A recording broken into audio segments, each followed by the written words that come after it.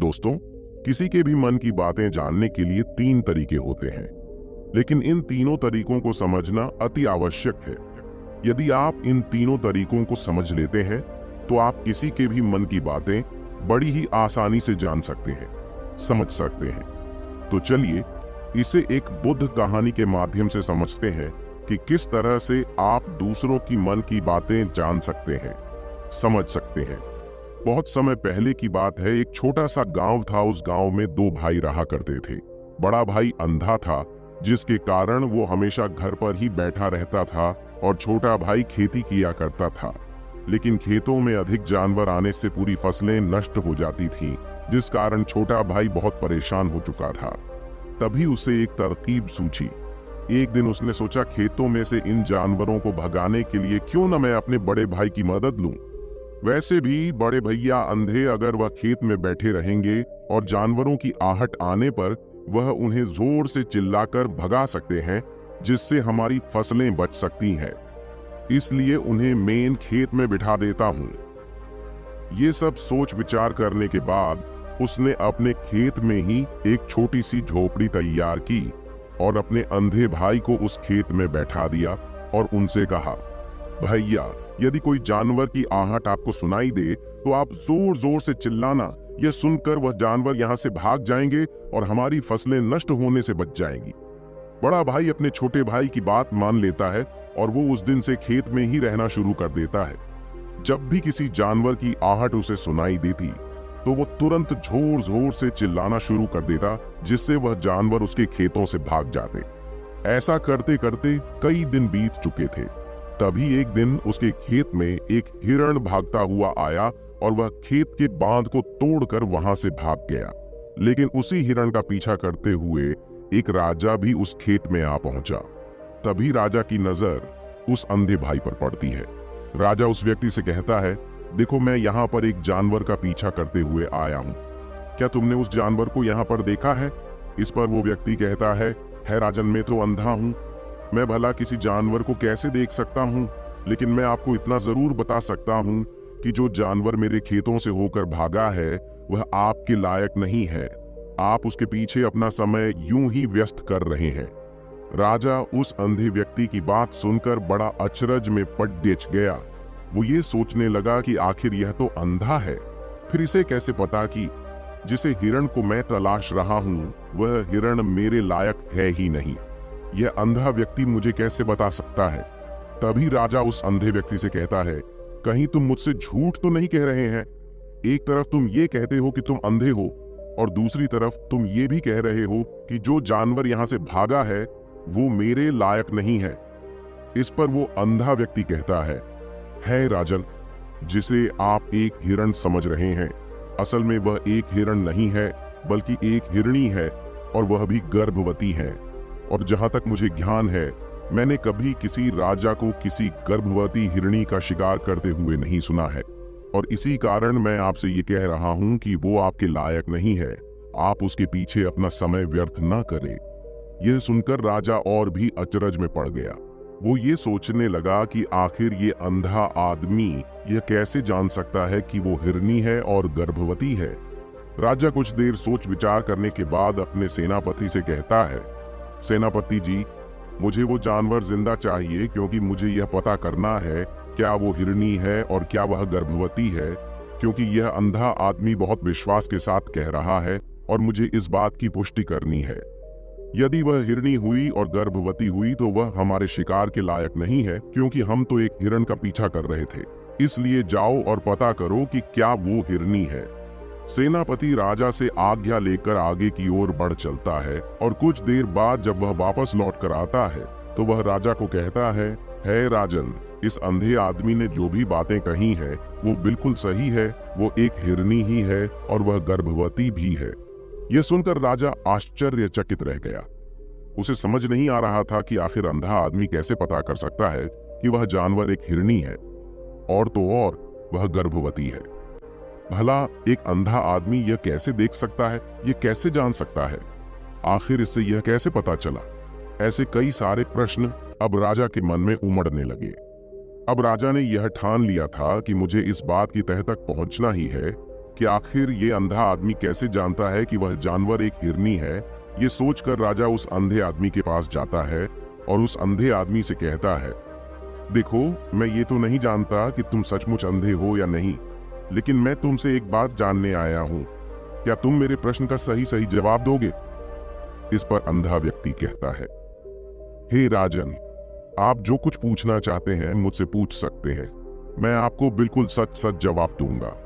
इस पर राजा कहता है, देखो, एक तो तुम कहते हो कि तुम अंधे हो और दूसरी तरफ तुमने ये बता दिया कि जिस जानवर का पीछा मैं कर रहा हूँ वह एक हिरनी है और तो और वह गर्भवती भी है। आखिर तुम्हें ये कैसे पता चला? तुम्हारे खेत में और भी तो जानवर आते होंगे और भी तो जानवर यहाँ से गुजरते होंगे, फिर तुमने यह कैसे अंदाजा लगाया? तभी वह अंधा व्यक्ति राजा से कहता है, हे राजन, आप जिस हिरनी का पीछा कर रहे थे वही हिरनी जब मेरे खेत में आई, उसकी रफ्तार और उसके भागने की आहट से मुझे यह एहसास हो चुका था कि यह एक हिरनी है और मेरे खेत की जो बांध है वह बहुत छोटी है, उसकी ऊंचाई ज्यादा नहीं है। यदि कोई हिरण होता तो उस बांध को बड़ी आसानी से लांघ जाता, लेकिन वह हिरनी इस बांध को तोड़कर भागी है और यदि वह इस बांध को छलांग लगाकर पार करने का प्रयास करती तो इससे उसके बच्चे को खतरा होता, और इसी बात से मैंने ये पता लगा लिया कि वह गर्भवती है। इस कारण वह ज्यादा ऊंची छलांग लगाकर मेरे खेत की बांध को तोड़ते हुए भाग गए। इस पर राजा के मन में एक और प्रश्न उठा। राजा ने कहा, किंतु तुम्हें कैसे पता चला कि वह एक हिरनी ही है और भी तो कोई जानवर यहाँ पर आ सकते हैं? इस पर वह अंधा व्यक्ति कहता है राजन, मैं पूरा दिन सुबह शाम यहीं पर बैठा रहता हूँ और मेरी सुनने की शक्ति बहुत तेज है। मैं ये भाप जाता हूँ कि कौन सा जानवर मेरे खेत में आया है और उसी के आधार पर मैं जोर जोर से चिल्लाता हूँ ताकि वो मेरे खेत से भाग जाए और मेरे खेत की फसलों को नष्ट न कर पाए। राजा उस अंधे आदमी का यह जवाब सुनकर पूरी तरह से संतुष्ट हो चुका था। वह मन ही मन यह सोच रहा था कि आदमी भले ही अंधा हो, लेकिन यह तो बड़ा ज्ञानी मालूम पड़ता है। इस आदमी से कुछ न कुछ तो काम निकलवाना ही चाहिए। यह विचार लिए हुए राजा वहां से वापस अपने महल की ओर लौट जाता है। राजमहल पहुंचते ही राजा उस अंधे व्यक्ति से कहता है, आप तो बड़े ज्ञानी व्यक्ति हैं, आपको किसी भी बात का पता बड़ी आसानी से चल जाता है। आज मैंने आपको यहाँ पर इसलिए बुलाया है क्योंकि मैं आपसे ये जानना चाहता हूँ कि मेरी पत्नी पतिव्रता है या नहीं। इस पर वो अंधा व्यक्ति कहता है, हे राजन, ये कैसा प्रश्न हुआ? इस पर राजा कहता है, मैंने आपसे बिल्कुल उचित प्रश्न किया है, मुझे इस प्रश्न का उत्तर दीजिए। इस पर वो अंधा व्यक्ति कहता है, हे राजन, ये सारी बातें जाने दीजिए। आपकी शादी को इतने साल बीत चुके हैं और अब आप ये बात क्यों जानना चाहते हैं? आपके मन में ऐसे प्रश्न क्यों उठ रहे हैं? इस पर राजा जिद करते हुए कहता है, देखिए, आपको मुझे इस प्रश्न का उत्तर तो देना ही होगा। यदि आप मुझे इस प्रश्न का उत्तर नहीं देंगे तो मैं आपको मृत्यु दंड दे दूंगा। राजा के मुख से यह बात सुनकर वह अंधा व्यक्ति कहता है, हे राजन, यदि आप इस प्रश्न का उत्तर चाहते हैं तो उसके लिए आपको मेरा एक काम करना होगा। राजा कहता है, बोलो, मुझे क्या काम करना होगा? इस पर व्यक्ति कहता है, इसके लिए आपकी पत्नी को मेरे साथ कमरे में अकेले छोड़ना होगा। उस अंधे व्यक्ति की यह बात सुनकर राजा पहले तो क्रोधित हो जाता है, लेकिन फिर कुछ सोच विचार करने के बाद वह उस व्यक्ति की बात मान लेता है और अपने सेनापति को आदेश देता है, सेनापति जी, इस व्यक्ति को और मेरी पत्नी को एक कमरे में कुछ देर के लिए अकेला छोड़ दें। सेनापति बिल्कुल वैसा ही करता है। अब राजा की पत्नी और अंधा आदमी एक कमरे में बंद हो चुके होते हैं। तभी वो अंधा आदमी राजा की पत्नी से कहता है, मुझे आपको छूना है। इस बात पर रानी अत्यधिक क्रोधित हो जाती है और उस अंधे आदमी को वो पकड़ पकड़ कर पीटने लगती है। कभी हाथों से तो कभी लातों से तो कभी पटक पटक कर इस तरह से उन्होंने उस अंधे आदमी की खूब पिटाई की। उसके बाद किसी तरह से वह अंधा आदमी अपनी जान बचाकर वहां से भाग निकलता है और वह राजा के पास पहुंचता है और वह राजा से कहता है राजन, आपकी पत्नी पतिव्रता नहीं है। ये बात सुनकर राजा अत्यधिक क्रोधित हो उठता है और राजा अपनी तलवार निकालकर सीधा अपनी पत्नी की ओर जाता है और क्रोधित होकर वह अपनी रानी से कहता है, रानी जी, आज मैं जो भी सवाल आपसे करने वाला हो उसका मुझे सच सच जवाब दीजिएगा। और यदि आपने एक शब्द भी झूठ कहा तो मैं आपका अभी के अभी सर धड़ से अलग कर दूंगा, तभी आगे बढ़ें। राजा कहता है, मुझे बताइए, क्या आप पतिव्रता है या नहीं? इस पर रानी कहती है, हे राजन, आप भले ही मुझे जान से मरवा दीजिए, लेकिन मैं पतिव्रता नहीं हूँ। राजा यह बात सुनकर बहुत खुश हुआ, क्योंकि उस अंधे आदमी ने जो भी कहा था वह बिल्कुल सच था। ये बात सुनकर तुरंत ही राजा उस आदमी के पास पहुंचता है और आकर उस अंधे आदमी से कहता है, तुम्हें कैसे पता चला कि मेरी पत्नी पतिव्रता नहीं है?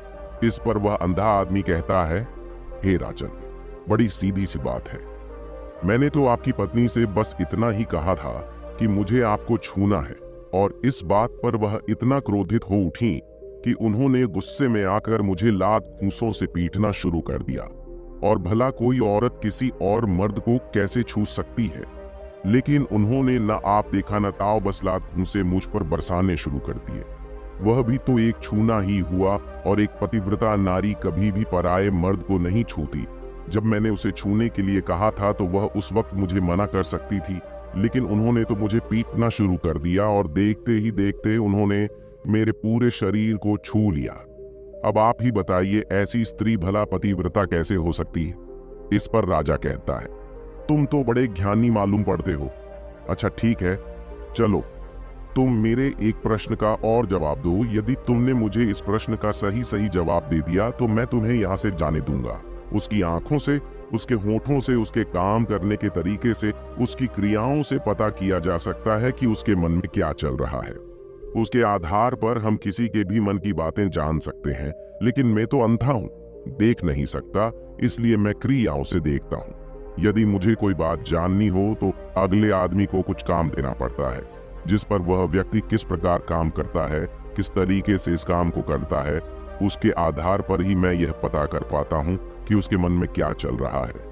तभी वह राजा कहता है, तो क्या इसका अर्थ यह हुआ कि मैं भी किसी के मन की बातें जान सकता हूँ? इस पर वह अंधा आदमी कहता है, हे राजन, अवश्य आप भी किसी भी व्यक्ति के मन की बात जान सकते हैं, किंतु उससे पहले आपको अपने ऊपर काम करना होगा, और वह काम है अपने मन को शांत कर, अपने मन को वर्तमान में लाना, जिसके लिए मैं आज आपको 3 तरीके बताने वाला। और ये तीनों ही तरीके बड़े ही आसान और सरल है। किंतु हे राजन, उससे पहले आपको एक काम करना होगा, अपने मन को एकाग्र करना हो। जब हम अपने मन को एकाग्र करते हैं, अपने मन को वर्तमान में लाते हैं, तो हम दूसरे के मन की बात जान सकते हैं, क्योंकि वह आदमी अभी भी अपने मन में वर्तमान में ही सोच रहा है, और हमें भी मन को वर्तमान में ही लाना होगा, तभी हम उसके मन की बातें जान सकते हैं। यदि हम अतीत में हुई घटनाओं के बारे में सोच रहे हैं, तो वह जो अगला आदमी वर्तमान में सोच रहा है, वर्तमान में अपने मन में बात कर रहा है, वह हम कैसे जान पाएंगे? क्योंकि हम तो अतीत की घटनाओं में डूबे हुए हैं। इसलिए किसी के भी मन की बात जानने के लिए सबसे पहले हमें हमारे मन को एकाग्र करना होगा, उसे वर्तमान में लाना होगा। आगे वह व्यक्ति राजा से कहता है राजन, जो 3 तरीके मैं आपको बताने वाला हूँ, इन 3 तरीकों से बड़ी आसानी से किसी के भी मन की बातें जान सकते हैं। उसके बाद वह अंधा आदमी राजा से कहता है राजन, जो सबसे पहला तरीका है वह है आंखों पर ध्यान देना। किसी व्यक्ति से बात करते वक्त उसकी आंखों में देखना, उसकी आंखों पर ध्यान देना जो सबसे ज्यादा जरूरी है, क्योंकि आंखें बोलती नहीं पर बहुत कुछ कह जाती है। यदि हम किसी व्यक्ति की आंखों के इशारों को समझना सीख जाए, हम यह जान पाएंगे कि व्यक्ति के दिमाग में क्या चल रहा है, वो क्या सोच रहा और अभी वह क्या करने वाला। मेरे पास आंखें नहीं, लेकिन मैंने अपने गुरु से यह विद्या सीखी है, क्योंकि बहुत सालों पहले मेरे पास आंखें थीं और मैं उस वक्त लोगों के मन की बातें केवल उनकी आंखों से ही जान लेता था। इसलिए यदि आप भी दूसरों की मन की बातें जानना चाहते हैं, तो आपको भी उनकी आंखों पर गौर करना चाहिए, जैसे कि उनका आकार कैसा है, वह कब, कहां और किधर देख रहे हैं। यदि उसकी आंखें यहाँ वहां घूम रही हैं, जब आप उससे बातें कर रहे हैं, तो वहां वह इधर उधर मोड़ रहा है, कभी ऊपर तो कभी नीचे या कभी आसपास, या फिर उसकी आंखें खुश नजर आ रही हैं या फिर आंखें निराश नजर आ रही हैं। जैसे कि चोर होता है, उसकी आंखों में जब हम देखते हैं तो हमें यह पता चलता है कि अगले आदमी ने कोई गलती की है। ठीक उसी प्रकार जब हम किसी चालक व्यक्ति की आंखों में देखते हैं तो आपको पता चलेगा कि उसकी आंखों में एक भाषा होती है, एक बहुत ही सीधा और आसान तरीका होता है। यदि आपको यह पता लगाना है कि सामने वाला व्यक्ति आपसे झूठ कह रहा है या फिर सही, तो आपको उसकी आंखों पर ध्यान देना अति आवश्यक है। यदि आपसे बात करते वक्त वह व्यक्ति अपनी आंखें यहाँ वहां घुमा रहा है, ऊपर नीचे इधर उधर दाएं बाएं हर जगह देख रहा है, तो इसका अर्थ यह हुआ कि वह उस बात से निकलने का कोई रास्ता ढूंढ रहा है और कोई झूठ बना रहा है। यदि सामने वाला व्यक्ति आपसे कुछ झूठ कहने का प्रयास कर रहा है तो वह आपसे नजर नहीं मिलाएगा। वह यहाँ वहां देखेगा, ऊपर नीचे देखेगा, लेकिन वह आपकी आंखों में आंखें डालकर कभी नहीं देख पाएगा, क्योंकि उसे डर है कि यदि उसने आपकी आंखों में आंखें डालकर देखी तो उसका झूठ पकड़ा जाएगा और लोगों को सच्चाई का पता चल जाएगा। और इसी प्रकार कुछ और भी भाषाएं होती हैं। जब आप किसी की आंखों में आंखें डालकर यह देखना शुरू कर देंगे कि उसके हाव भाव क्या है, ठीक उसी प्रकार चेहरे के हाव भाव होते हैं जिससे हम मन की बातें बड़ी आसानी से समझ सकते हैं और इन्हें भी समझना बहुत जरूरी है। कभी कभी कोई व्यक्ति अपने चेहरे से जैसे आंख, होंठ और बहुत से कुछ अलग अलग व्यवहार करता है। यदि आप किसी व्यक्ति के चेहरे में गौर करेंगे तो आप आसानी से समझ पाएंगे कि वह व्यक्ति निराश है, जब व्यक्ति बहुत उदास है, या फिर वह बहुत खुश है, या फिर उससे कोई बहुत बड़ा दुख है। वह अपने अंदर क्या महसूस कर रहा है, ये सारी बातें हम उसके चेहरे के हाव भाव से पता कर सकते हैं। फिर चाहे इंसान जुबान से कुछ बोले या ना बोले, लेकिन आप उसके चेहरे से सब कुछ पता कर सकते हैं। आगे व्यक्ति राजा से तीसरा तरीका बताते हुए कहता है, हे राजन, इसी प्रकार तीसरी भाषा भी है, अर्थात तीसरा तरीका भी है, और वह है हाथों के इशारे और शरीर का व्यवहार। मन की बात समझने के लिए हमें हाथ के इशारे और शरीर के व्यवहार को समझना बहुत आवश्यक है। कोई व्यक्ति जब बात करता है तो आपने देखा होगा कि वो अपने हाथों को हिलाता रहता है, अपने हाथों से इशारा करता रहता है। बातों के साथ साथ अपना शरीर का जो व्यवहार है अर्थात बॉडी लैंग्वेज, उसका भी पूरा उपयोग करता है, जिससे हमें यह पता चल पाता है कि वह व्यक्ति हमारी बातों पर कितना ध्यान दे रहा है और उसके मन में क्या चल रहा है। शरीर के व्यवहार को देखने के लिए उसके हाथ मटकाने, शरीर मटकाने और चेहरे पर बार बार हाथ लाना, हाथों का एक दूसरे से मसलना, ऐसी बहुत सी क्रियाएं होती हैं, उस पर हमें ध्यान देना अति आवश्यक। मन की बात को समझने के लिए हमें शरीर के व्यवहार को भी समझना पड़ता है। यदि हम इन तीन तरीकों को सही तरीके से ध्यान देकर इन तीन तरीकों को अच्छे से समझ लेते हैं तो हम बहुत जल्दी किसी भी व्यक्ति के मन की बातें बड़ी सरलता और सहजता से जान सकते हैं। इसलिए यदि आपको किसी के मन की बातें जानी है तो आपको उसकी आंखों पर, उसके चेहरे पर, उसके शरीर के हाव भाव को और उसके हाथों को ध्यानपूर्वक देखना और समझना होगा, जिससे आप यह समझ पाएंगे ये आखिरकार उसके मन में क्या चल रहा है और वह क्या सोच रहा है। लेकिन उनसे पहले आपको अपने मन को एकाग्र करना होगा, शांत करना होगा और अपने मन को वर्तमान में लाना होगा। तभी आप उस व्यक्ति की इन सभी क्रियाओं पर ध्यान दे पाएंगे, उन्हें समझ पाएंगे। अन्यथा आप यदि अतीत की घटनाओं में व्यस्त हैं, भविष्य की योजनाओं में व्यस्त हैं, तो आप उस व्यक्ति के हाव भाव पर कभी ध्यान ही नहीं पाएंगे और ना ही आप कभी यह समझ पाएंगे कि आखिर उस व्यक्ति के मन में क्या चल रहा है, वह क्या सोच रहा है। आपने देखा होगा कि ऐसे कई बड़े संत महात्मा हैं जो बड़ी ही शांति से आपको देखते हैं और आपको देखकर ही यह बता देते हैं कि आपके मन में क्या चल रहा है, आप उनसे क्या जानने आए हैं। और इसका सबसे बड़ा प्रमुख कारण यही है कि वह आपको पढ़ सकते हैं, आपको समझ सकते हैं, आपकी मन की बातें जान सकते हैं, क्योंकि उनका मन एकाग्र है, शांत है, और यही कारण है कि वह आपके मन की बातें बड़ी सरलता से समझ जाते हैं।